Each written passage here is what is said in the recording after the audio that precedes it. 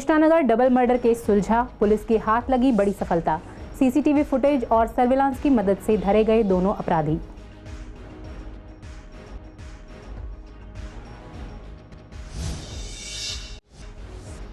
रामनगर के एक घर में दिन दहाड़े हुई चोरी, लाखों की ज्वेलरी और 70,000 कैश चुराया।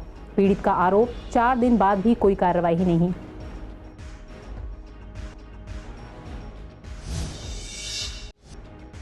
पांच महीने से बंद है मानसरोवर पार्क मेट्रो स्टेशन के पास बना सबवे। लोगों को कहीं जाने के लिए तय करनी पड़ती है लंबी दूरी। सबवे के बीच बने पुल के नीचे की तोड़फोड़, लेकिन नहीं की मरम्मत।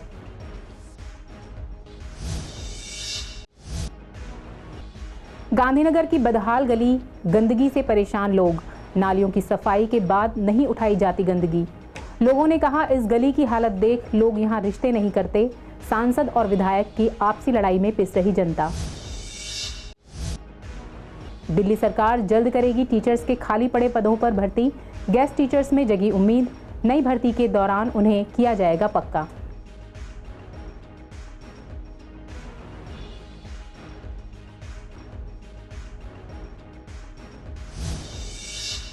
नमस्कार, स्वागत है आप सभी का। आप देख रहे हैं पूर्वी दिल्ली खास। मैं हूं पूनम। वक्त हो चला है बुलेटिन का, रुख करते हैं खबरों की ओर। कृष्णानगर में फ्लैट के अंदर 76 साल की राजरानी करार और उनकी 39 साल की बेटी गिन्नी करार की गला रेतकर हत्या का मामला पुलिस ने सुलझा लिया है। हत्या के मास्टरमाइंड इंग्लिश ट्यूटर किशन को शाहदरा जिला की स्पेशल स्टाफ की टीम ने गिरफ्तार कर लिया है। पुलिस इसके साथ ही म्यूजिक ट्यूटर अंकित सिंह राजपूत को पहले ही गिरफ्तार कर चुकी है।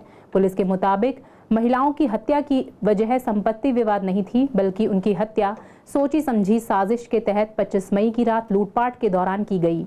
आपको बता दें कि दोनों आरोपियों की उम्र 20 साल के आसपास है। पुलिस के मुताबिक किशन गिन्नी को अंग्रेजी पढ़ाता था। गिन्नी ऑटिज्म और बोलने की समस्या से पीड़ित थी। डकैती और हत्या को अंजाम देने के लिए संगीत शिक्षक अंकित सिंह राजपूत उसके साथ गया था। दोनों संदिग्ध बिहार के रहने वाले हैं और पूर्वी दिल्ली में अलग अलग किराए के मकान में रह रहे थे। पुलिस के मुताबिक 1.5 घंटे की अवधि में 2 बार इमारत के बाहर लगे सीसीटीवी कैमरों में दोनों शख्स कैद हुए थे। राजपूत ने कबूल किया है कि उसने और गिन्नी के अंग्रेजी शिक्षक किशन ने लक्ष्मी नगर में खरीदे गए चाकू से उनका गला काटा था। इनका मकसद लूटपाट था। दोनों ने उनकी हत्या करने के बाद फ्लैट में तोड़फोड़ की और आभूषण और कुछ नकदी और 3 आईफोन लेकर फरार हो गए। किशन को पकड़ने के लिए टीमों का गठन किया गया। जांचकर्ता पुलिस अधिकारियों ने कहा कि मामले में पहला सुराग तकनीकी निगरानी के जरिए सामने आया, क्योंकि चोरी हुए फोन में से एक लखनऊ के पास चालू था। उन्होंने कहा कि 25 मई की रात को पीड़िता के घर के बाहर लगे सीसीटीवी कैमरे में संदिग्ध गतिविधियां देखने के बाद 2 अज्ञात व्यक्ति पहले ही जांच के दायरे में थे। पुलिस ने कहा कि दोनों एक ऑटो में इमारत के पास पहुंचे। भवन में प्रवेश करते समय केवल किशन ने अपना चेहरा दिखाया और राजरानी ने उन्हें अंदर आने दिया। वीडियो फुटेज में दिखा कि 2 लोग रात 9:50 पर बैग लेकर बिल्डिंग के बाहर पहुंचे। रात 11:12 पर दोनों लोग इलाके से बाहर निकलते हुए कैमरे में कैद हो गए। इस बार उनमें से एक के बाएं हाथ पर एक सफेद पट्टी लिपटी हुई थी, जिससे साफ था कि उसके हाथ में कोई चोट लगी है। फुटेज से यह भी बात पता चली कि दूसरे शख्स ने अपनी टी-शर्ट बदल दी थी। इस वजह से ये दोनों पुलिस के लिए प्रमुख संदिग्ध बन गए। टीचर्स को भी इंट्रोगेट करते, जैसे हमने बताया कि हमने प्रोसेस में 200 से करीब लोग इनके कॉन्टैक्ट्स को इंट्रोगेट किया, और तो हम इनको भी जैसे इनको इंट्रोगेट, तो हमारी टीम जितने टाइम में वहाँ सीसीटीवी के थ्रू हमारी टीम वहाँ पहुँच गई। और जब हमने उस घर के रेजिडेंट्स को एनालाइज किया तो हमें ये कंफर्म हो गया, जब फर्दर टेक्निकल डिटेल्स निकाली और जो टैंपरिंग की थी उसकी डिटेल्स निकाली और रेलेवेंट टेक्निकल एनालिसिस के बाद बिल्कुल हमें कंफर्म कर दिया था। कई जगह मतलब बचने के लिए, जैसे कि एक तो फ़ोन कान पे फ़ोन लगा के और फेक अज्यूम करके बात करने का अज्यूम करके घूमे हैं ये। साथ ही साथ इन्होंने जैसे कि अपना मोड ऑफ ट्रांसपोर्ट इन्होंने कई जगह चेंज किया। इन्होंने कभी ऑटो लिया, कभी पैदल लिया, कभी तो अपना बार बार इन्होंने मोड ऑफ ट्रांसपोर्ट चेक किया। फ़ोन यूज़ बिल्कुल भी खुद का नहीं किया। बिल्कुल जैसे पब्लिक से किसी से भी राह चलते आते से फ़ोन मांग के और उसका यूज़ करते थे। तरीके करते थे अपने तरीके से उन्होंने ये आइडेंटिफाई होते तब इन्होंने ये किया। और साथ ही साथ इन्होंने पूरा अपना जो पहले का प्रोसेस इस तरीके रखा कि हम अपना नॉर्मल रिज्यूम कर सकें और किसी को हम पे शक ना हो, क्योंकि वारदात को भी काफ़ी दिन हो गए थे, लगभग 6 दिन के बाद ये डेड बॉडी। चोरों के हौसले इस कदर बुलंद हैं कि वे रात के अंधेरे का भी इंतजार नहीं करते, अब दिन के उजाले में ही वारदात को अंजाम देने लगे हैं। ऐसी ही वारदात रामनगर के एक घर में हुई। जब परिवार के लोग काम से बाहर गए हुए थे, तभी चोरों ने मौका देखकर चोरी की वारदात को अंजाम दे दिया। घर से लाखों की ज्वेलरी और तकरीबन 70,000 रुपए की रकम लेकर चोर फरार हो गए। पीड़ित परिवार का आरोप है कि इसकी शिकायत थाना जगतपुरी में की गई है, लेकिन करीब 4 दिन बीत गए हैं और अब तक पुलिस ने कोई कार्रवाई नहीं की है। नहीं, हम जाते तो पहले भी थे, मगर पहले घर पे दादा रहते थे, तो अभी बीच में दादा चले गए थे 26 तारीख को, तो 26 को मम्मी सब ड्यूटी पे घर पे ही थी, मैं गया था ड्यूटी पे, और अगले दिन फिर ताला लगा था क्योंकि सब ड्यूटी चले गए थे। फिर नेक्स्ट डे मेरी छुट्टी थी संडे को, अगले दिन उसके मम्मी की छुट्टी थी, फिर उसके अगले भाई की छुट्टी थी, उसके नेक्स्ट डे ताला लगा है 31 को। तो मैं और मम्मी दूसरी बार आए हैं घर वापस, क्योंकि मम्मी पर्स भूल गई थी। हम पर्स लेने आए हैं, हमने ताला खोला है, सब कुछ अंदर तक गए हैं, और ताले पर्स वर्स निकाल के मम्मी आई हैं, ताला लगाया, सब कुछ खींच के चेक करके देखा है ताला लगा हुआ था। हम यहाँ से निकले हैं, वो यहाँ पे 1 बजे से चक्कर मारना शुरू कर दिया, 12:40 के बाद। कैमरे में दिख रहे हैं ऐसे? कैमरे में दिख रहे हैं, गवर्नमेंट के कैमरे लगे हुए हैं यहाँ पे, उनके सारे कैमरों में नजर आ रहे हैं घूमते हुए इधर से उधर। एक कैमरे में फुटेज भी आई है लड़के की, जिसमें क्लियर फोटो आ रही है। कितने लोग थे तकरीबन वो? 2 ही लोग हैं। अच्छा, बाइक पर आए थे पैदल? नहीं, पैदल ही हैं। अच्छा, आते हुए भी पैदल दिखे और जाते हुए भी पैदल ही दिखे। क्या लेकर के आए थे? मुझे सामान कुछ भी लेके नहीं आए थे, खाली हाथ ही थे। दोनों में कैप लगा रखी थी, एक ने मास्क लगा रखा था ब्लू कलर की शर्ट में और एक व्हाइट कलर की शर्ट में। कोई चेहरा जाना पहचाना से नजर आता है? नहीं, ऐसा तो कोई जाना पहचाना नजर नहीं आ रहा। चीजें नहीं छुई हैं, सिर्फ वो 2 अलमारी ही छुई है उन्होंने। अच्छा। आते जिसमें सामान था। 31 तारीख की बात है, दोपहर की। हम 12:30 बजे मैं और मेरा बेटा ऑफिस जा रहे थे, तो हम ताला बंद करके 2 लोग लगा के गए थे अपने घर में। तो 1 बजे के बाद हम तो ऑफिस चले गए, हमें पता भी नहीं था कुछ भी। हम आए 6:30 बजे करीब, मेरे हस्बैंड आए आटा रखने के लिए। उन्होंने देखा तो बाहर का ताला खुला हुआ था। उन्होंने सोचा शायद बच्चे की तबीयत खराब थी, 1 दिन पहले तो उसकी छुट्टी थी, तो वही शायद घर में उसने आवाज़ें लगाई बाहर से, तो कोई नहीं बोला। तो वो अंदर आए तो देखा तो सारे घर में पूरा ताला, 2-2, 3-3 दोनों अलमारियों के लॉकर टूटे पड़े, पूरा सामान पूरे बेड पे, सारा बिस्तर पे सब फैला पड़ा, उसमें कुछ भी नहीं था। तब क्या क्या चोरी हुआ घर से? फिर उसमें मेरे 2 सेट थे, कड़े थे, और 8-10 जोड़ी मेरे कान के थे, एक मंगलसूत्र था, और बहुत सारी मतलब पचे हुए थे। 10-15 चांदी के सिक्के थे, 50,000 कैश से, गड्डी रखी थी 100 की, 50 की। अच्छा। मानसरोवर पार्क मेट्रो स्टेशन के पास बना सबवे 5 महीने से बंद पड़ा है। इसके चलते आसपास की कॉलोनी के लोगों को काफी परेशानी का सामना करना पड़ रहा है। 4 से 5 किलोमीटर की एक्स्ट्रा दूरी तय करके लोगों को अपने गंतव्य तक जाना पड़ता है। बुजुर्गों और महिलाओं का कहना है कि सबसे ज्यादा परेशानी रात में होती है। ऑटो और ई रिक्शा वाले मनमाना किराया उस समय वसूलते हैं। रेलवे लाइन के नीचे 2 पहिया वाहन और पैदल आने जाने वालों के लिए सबवे बनाया हुआ है। 26 जनवरी 2023 को सबवे अचानक बंद कर दिया गया और कहा गया कि इसकी मरम्मत होनी है। सबवे के बीच में बने पुल के नीचे तोड़फोड़ कर दी गई, लेकिन मरम्मत का काम 5 महीने बाद भी शुरू नहीं हो सका है। स्थानीय निवासियों का कहना है कि अपने घरों तक पहुंचने के लिए करीब 4-5 किलोमीटर तक घूमकर जाना पड़ता है। नथु कॉलोनी चौक निवासी संतोष कहती हैं कि वे सुबह दफ्तर के लिए मानसरोवर पार्क से मेट्रो पकड़ती थीं, लेकिन अब उन्हें शाहदरा मेट्रो स्टेशन जाना पड़ रहा है, जो उनके घर से 4 किलोमीटर दूर है। ये मेरे ख्याल से सुनने में जो आ रहा है, यहाँ पे शायद 1.5-2 महीने के आसपास हो रहा है, लेकिन ब्रिज बनने वाला है यहाँ पे। दिक्कत काफ़ी लोगों को हो रही है, जो लोकल यहाँ के लोग, जिनका कारोबार समझिए कि जो ई रिक्शा चलाते हैं, टेम्पो ऑटो वाले होते हैं, उनका कारोबार यहाँ से अच्छी तरह होता था, वो काफ़ी ठप हो चुका है। शाहदरा जाने के लिए लोग अब ऊपर से सहारा ले रहे हैं, लेकिन यहाँ से जो जाना था उसकी वजह से लोग नहीं जा पा रहे हैं। अप डाउन में ना बहुत दिक्कत आती है, बहुत ज़्यादा दिक्कत।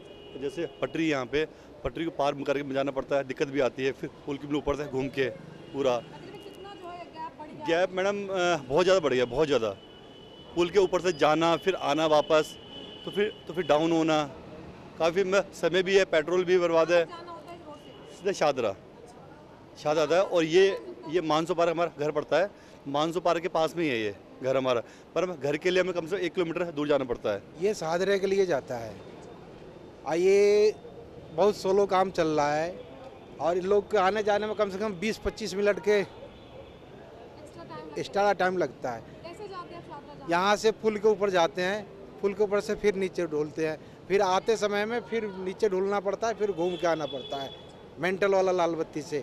यहाँ से हम लोगों को इतना काम होता था, सारा काम हम लोगों का बंद है। हम लोग ये रिक्शा चलाते हैं, इधर से जाते आते थे, तो ये शाहदरे तक के लिए जो भी सवारियाँ ये जीटीवी और मेंटल और इनकी जनरल की सवारियाँ होती थी, वो हम इधर से लेकर जाते थे। हमारा रोज़ का कम से कम 500-600 रुपये का नुकसान इसकी वजह से हो रहा है। बहुत ज़्यादा स्लो काम चल रहा है। ये समझ लीजिए, कह रहे थे 2 महीने के अंदर अंदर ये सारा तैयार कर देंगे हम। आज 4-4.5 महीने हो गए, यहाँ पर कोई भी। गांधीनगर विधानसभा के शंकर नगर की गली नंबर 1 की हालत बेहद खराब है। यहाँ इतनी गंदगी है कि लोगों का रहना मुश्किल है। लोगों का कहना है कि इस गली का उद्घाटन कम से कम 6 बार हो चुका है, लेकिन अब तक यह गली बनाई नहीं गई। लोगों का कहना है कि सांसद, विधायक और निगम पार्षद की लड़ाई में जनता पिस रही है। कुछ लोगों ने तो यह भी कह दिया कि इस गली की वजह से हमारे बच्चों के रिश्ते तक नहीं हो रहे हैं। यहाँ की महिलाओं का कहना है कि इस गली में रिक्शा वाला भी आने से इनकार कर देता है। सीवर के ढक्कन खुले रहते हैं। सीवर की सफाई होती है तो कूड़ा कई दिनों तक बाहर ही पड़ा रहता है। उसके बाद वह कूड़ा अपने आप बारिश या अन्य कारणों से वापस नालियों में चला जाता है। लोगों ने स्थानीय विधायक अनिल वाजपेयी को भी जमकर कोसा कि विधायक तक हमारी कोई सुनवाई नहीं करते। हम लोगों ने लिखित रूप से भी विधायक को इस गली की शिकायत दी है। विधायक ने आश्वासन के अलावा कभी कुछ नहीं किया। कुछ लोगों ने तो यह भी कह दिया कि सांसद और विधायक की आपसी लड़ाई में जनता पिस रही है। हमारे कई पार्षद बदले, कई विधायक बदले, यहाँ तक कि सांसद भी बदले, लेकिन इस गली की मरम्मत नहीं हुई और ना ही इसकी किस्मत बदली। वहीं लोगों ने कहा कि बजट भी पास हुआ, इंजीनियर सर्वे भी करने आए, लेकिन आज तक इस गली का सुधार नहीं हो पाया। गाड़ी वाला, कोई रिक्शा वाला इस गली के अंदर नहीं आता। अगर उनसे कहो भी लेके आएंगे तो कहेंगे हम गटर वाली गली में नहीं जाते। दूसरे, इसमें कितनी बार बच्चे गिर चुके हैं, कितनी बार बड़े गिर चुके हैं, पर कोई सुनवाई नहीं होती। इतना गंद हो रहा है इस गली में, कोई आके राजी नहीं है। इलेक्शन का टाइम आता है तब हाथ जोड़ते हैं, पैर पकड़ते हैं। कोई मरे जी है, उनसे क्या मतलब है? कोई मरेगा उसमें सबके कोई ना कोई जुगाड़ बन जाएगी, उसमें भी कोई जुगाड़ बनेगी। एक गली गंदी, इसका नाम है गंदी गली। गंदी गली जो आता है, जब आते हैं ना, बेन उड़ रही है तो भी तोड़ देते हैं ताकि लोग, बच्चे गिरे, उन्हें बच्चा गिरता गिरता बच गया। बड़ी मुश्किल, बड़ी परेशानी आ रही है इस गली में। दिल्ली सरकार जल्द ही कई हजार टीचर्स के खाली पड़े पदों पर भर्ती करेगी। इससे गेस्ट टीचर्स में खुशी है। उन्हें उम्मीद है कि नई भर्तियों के दौरान उन्हें पक्का कर दिया जाएगा। दरअसल गेस्ट टीचर्स काफ़ी समय से पक्का होने की जद्दोजहद में हैं, लेकिन बार बार उन्हें केवल आश्वासन ही दिए जाते हैं। ऐसे में नई नियुक्तियों में गेस्ट टीचर्स को एक नई उम्मीद की किरण नजर आ रही है। कई गेस्ट टीचर्स का कहना है कि उनमें उम्मीद जगी है कि इन पदों की भर्ती के दौरान उन्हें पक्का कर दिया जाएगा। कि दिल्ली में 2014 में जब माननीय केजरीवाल साहब की सरकार बनी थी, उस समय उन्होंने चुनावी वादों में भी कहा था कि दिल्ली के गेस्ट टीचर को हटाया नहीं जाएगा, उनको अस्थायी किया जाएगा, उनके वेतन भी अस्थायी किए जाएंगे। इस संबंध में मैं कहना चाहूँगा कि दिल्ली के गेस्ट टीचर जितनी मेहनत किए हैं, पूरा विश्व उनका जो है मॉडल देखता है। इसी संबंध में मैं इतना कहना चाहूँगा कि 26,000 पोस्ट डीएसएसबी के माध्यम से आ रही हैं। उस संबंध में 50% गेस्ट टीचर आप जो है पहले अस्थायी कर दीजिए। हाई कोर्ट में आप उनका हलफनामा दायर करिए कि हम 50% गेस्ट टीचर को परमानेंट करेंगे और 50% सीधे माध्यम से भर्ती कर रहे हैं। 2017 में जो कैबिनेट से फाइल पास है उसको आप महोदय पूरा करके तब भर्ती पूरा करिए। शिक्षक एक राष्ट्र निर्माता होता है, ऐसा शिक्षकों के साथ जो अन्याय ना हो। मेरी जो है केजरीवाल सरकार से पुरजोर अपील है कि दिल्ली के गेस्ट टीचर को ज़रूर न्याय दें। कि 26,000 वैकेंसी आएगी, इसके बारे में बताना चाहता हूँ कि दिल्ली के अंदर वर्तमान में 22,000 गेस्ट टीचर्स कार्यरत हैं। तो 26,000 ये एनडीएमसी और एमसीडी और दिल्ली सरकार के स्कूलों में जो पोस्ट खाली उसके बारे में बताया गया। तो पर इसके बारे में कहना चाहूँगा कि जो भी अशोक, जो सोशल जस्टिस अशोक अग्रवाल, उसने पिटीशन डाल रखी कोर्ट में। पर मैं ये भी कहना चाहूँगा कि वर्तमान समय के अंदर जो पोस्ट है 22,000, उन 22,000 पोस्टों पे तो केवल गेस्ट टीचर कार्यरत हैं और उनको 15 साल हो गई कार्य करते हुए। तो सरकार को ये हाई कोर्ट का ये आदेश है कि सुन्नी किया जाए। पर मैं सरकार से ये कहना चाहता हूँ कि सरकार ये करे कि हलफनामा दाखिल करे और हलफनामे में दाखिल करके ये कहा जाए कि हमने 22,000 गेस्ट टीचर्स लगा रखे हैं और हम इनको बाहर नहीं कर सकते और इनसे हमारा काम चल रहा है और रेगुलाइजेशन का काम चल रहा है, तो 22,000 बेसिक बेसिस सेफ हो जाएंगे और बाद में वैकेंसी निकलती है, जो रिक्रूटमेंट बचती है इनके अलावा 22,000 के अलावा फिर उन पर वैकेंसी निकाली जाएगी, नहीं तो इनके परिवार कहाँ जाएंगे, इन परिवारों को क्या होगा। क्राइम ब्रांच टीम ने 32 साल के शातिर लुटेरे राहुल उर्फ भालू को द्वारका मोड़ के पास से गिरफ्तार किया है। वह मोहन गार्डन उत्तम नगर दिल्ली का रहने वाला है। अपराधी ने थाना रनहौला दिल्ली के एक मामले में अपने शामिल होने की बात मानी है। उसे इस मामले में कोर्ट ने भगोड़ा घोषित किया हुआ है। वह थाना मोहन गार्डन दिल्ली का हिस्ट्री शीटर भी है। आरोपी राहुल ने खुलासा किया कि 17 अप्रैल 2018 को उसने अपने सहयोगी कपिल के साथ फेरी वाले का मोबाइल फोन जबरदस्ती ले लिया और उसी के बदले में उससे पैसे मांगे। जब फेरी वाले ने इनकार किया तो उसने अपने सहयोगी के साथ मिलकर गली नंबर 3 शुक्ला रोड रनहौला में शिकायतकर्ता पर धारदार चाकू से हमला कर दिया। वारदात को अंजाम देने के बाद आरोपी राहुल उर्फ भालू अपने साथी के साथ मौके से फरार हो गया। पीड़ित गंभीर रूप से घायल हो गया। उसकी सक्रिय आपराधिक संलिप्तता के कारण उसे थाना मोहन गार्डन दिल्ली का हिस्ट्री शीटर भी घोषित किया गया था। कोविड-19 अवधि के दौरान जमानत हासिल करने के बाद वह सुनवाई के लिए अदालत में उपस्थित नहीं हुआ, जिस कारण उसे अदालत ने अपराधी घोषित कर दिया था। दिल्ली एनसीआर में लगातार मौसम बदल रहा है, कभी बारिश तो कभी चिलचिलाती धूप हो रही है। ऐसे में जो लोग फील्ड पर काम कर रहे हैं उनको काफ़ी दिक्कतों का सामना करना पड़ रहा है। ऐसे में डिहाइड्रेशन, वॉमिटिंग और सिर में दर्द की शिकायतें ज़्यादा आ रही हैं। डॉक्टर्स की सलाह है कि अपनी डाइट का अच्छे से ख्याल रखें और ज़्यादा से ज़्यादा पानी पिएं और धूप से जितना हो सके बचें। देखिए, ये आपने बड़ी अच्छी बात उठाई है, क्योंकि इस साल ऐसा देखने में आ रहा है कि या तो किसी दिन का टेम्परेचर बहुत एक्सट्रीम पे पहुंच जाता है, 45 डिग्री के आसपास हो जाता है, या उसी दिन शाम को बारिश हो जाती है तो टेम्परेचर घट के 34 डिग्री 30 डिग्री के भी नीचे तक आ जा रहा है। ये जो अचानक से मौसम का बदलाव है ये बहुत ख़तरनाक है। जो लोग दिन में काम करते हैं बाहर, मान लीजिए रात का मौसम कुछ है और दिन में वो बिना प्रिकॉशंस लिए निकल जाएं, जैसे आज का जो मौसम है, आज गर्मी काफ़ी प्रचंड है, तो ऐसे में क्या है कि डिहाइड्रेशन की प्रॉब्लम है या और आपको हीट स्ट्रोक की समस्या है, वो होने की संभावना बहुत ज़्यादा रहती है। अभी तक हालांकि हीट स्ट्रोक के केस कैजुअल्टी में नहीं आ रहे हैं हमारे यहाँ, लेकिन फिर भी मैं यही कहना चाहूँगा कि जो लोग बाहर काम करते हैं, जो लेबरर्स हैं या वो हैं, उन्हें अपने हाइड्रेशन का ध्यान रखना चाहिए। जहाँ तक पॉसिबल हो शेड्स में रहना चाहिए और बीच बीच में पानी पीते रहना चाहिए। देखिए, दिल्ली का जो मौसम है वो कंटिन्यूसली हम ये देख रहे हैं कि उतार चढ़ाव जो है वो हो रहा है, और इनफैक्ट पूरे भारत में हम ये देख रहे हैं कि इस तरह का मौसम आ रहा है। तेज़ हवाएं का चलना, उसके बाद जो है वो कभी ओले का गिरना, तेज़ गर्मी का हो जाना। तो ऐसे मौसम में जो है हमारे को अपने को सेहत को सही रखने के लिए जो है कुछ उपचार भी करने चाहिए और दूसरा केयरफुल भी रहना चाहिए। सबसे पहले देखते हैं कि इस मौसम में जो है क्या क्या बीमारियां ऐसी हो सकती हैं। नॉर्मली ऐसे मौसम में जबकि बहुत तेज़ गर्मी या बहुत तेज़ ठंडी पड़ जाती है, ऐसे मौसम में अक्सर सर्दी, जुकाम, खांसी, साथ में टाइफाइड, मलेरिया, डेंगू, चिकनगुनिया, इस तरह की बीमारियां हो सकती हैं। हल्की हल्की जब बारिश हो जाती है और कुछ दिन तक बारिश नहीं होती तो घरों के ऊपर या आसपास जहाँ पे थोड़ा सा पानी जमा हो जाता है वहाँ पे मक्खी, मच्छर का जो है वो पैदार बढ़ जाती है और उससे भी उनके द्वारा स्प्रेड करी हुई बीमारियाँ जो है वो बढ़ जाती हैं। हालांकि डेंगू के केसेस अभी जो है वो कुछ खास ज़्यादा आने शुरू नहीं हुए दिल्ली के अंदर, बट डेंगू जो है वो बहुत तेज़ी से दस्तक दे भी सकता है। और इस बार क्योंकि ये अचानक रुक रुक के बीच में जो है वो बारिश हो रही है, ऐसे में देखा गया है कि डेंगू जो है वो ज़्यादा भी आ सकता है। कृष्णानगर आर्य समाज मंदिर में शनिवार को एक हाउस टैक्स कैंप लगाया गया। इसमें टैक्स जमा कराने काफ़ी संख्या में लोग पहुंचे। इस दौरान निगम पार्षद संदीप कपूर भी वहां मौजूद थे। उन्होंने बताया कि हाउस टैक्स में छूट की अंतिम तारीख 30 जून होती है, जिसमें 15% की छूट मिला करती थी। आम आदमी पार्टी की सरकार ने आने के बाद इस छूट को 15% से घटाकर 10% कर दिया है। इतना ही नहीं, एजुकेशन सेस भी 1% बढ़ा दिया है।